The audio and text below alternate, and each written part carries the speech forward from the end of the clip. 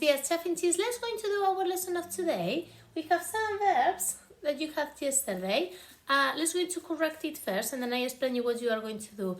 Right, so you have these verbs that you have in sentences and you have to spot them and then after decide if they were regular or irregular. Now, quick recap.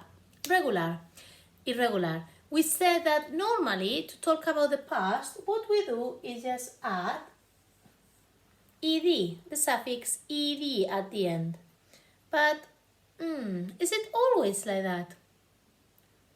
Today, I look through the window. Yesterday, I looked. Yeah. When I looked through the window, or when I look, now in the present, when I look through the window, I always see my neighbor. I see my neighbor. But yesterday, I saw.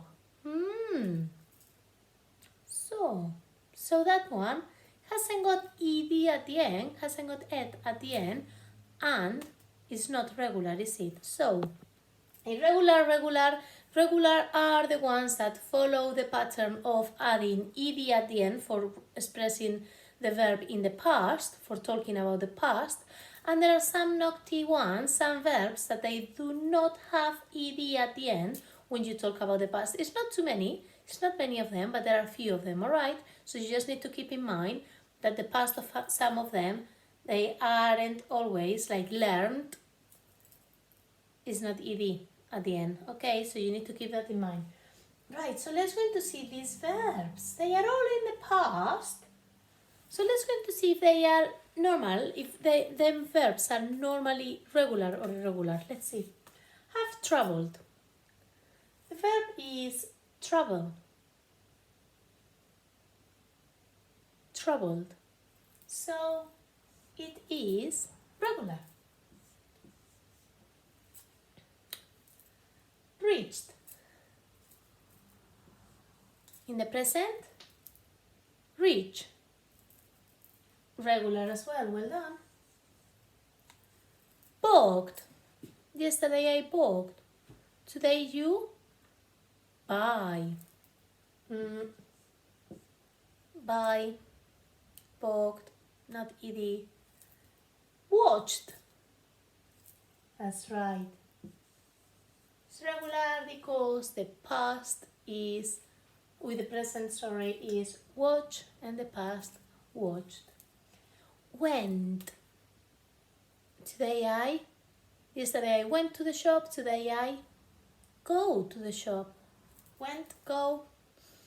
Really different than adding ed at the end, isn't it? So it is a tricky one and is irregular. So you should only have booked and went as irregular. Right, today your work is, I'm going to give you, some of you are missing writing.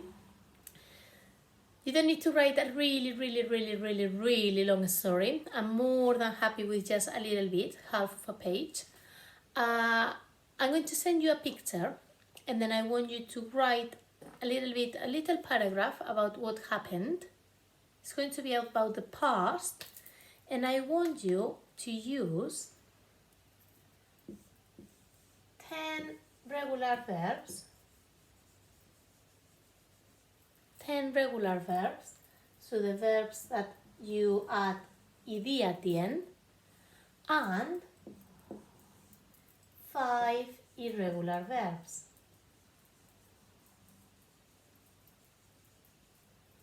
The ones that is not with ed, okay? That is absolutely different than ed at the end. So, in your paragraph, I want to find, and I want you, once that you finish your paragraph, please, look at your punctuation, capital letters, full stops, please. Look at if you can use conjunctions, if you can use long sentences, right? But do your best handwriting ever, do not be messy, but focus on using think first. When I give you the picture, if you want, you can plan, you can do just line with verbs that you will use just by looking at that picture. Close your eyes, have a good think about what do you think, what that makes you think that it has happened in that picture. So what verbs can you use? And then once that you write your paragraph, start to try to make sense with the verbs, put them in sentences. As a story, just not random sentences, just following a story. And I want you to underline 10 regular verbs and 5 irregular verbs. That is minimum 15 sentences. So it's not a lot, is it?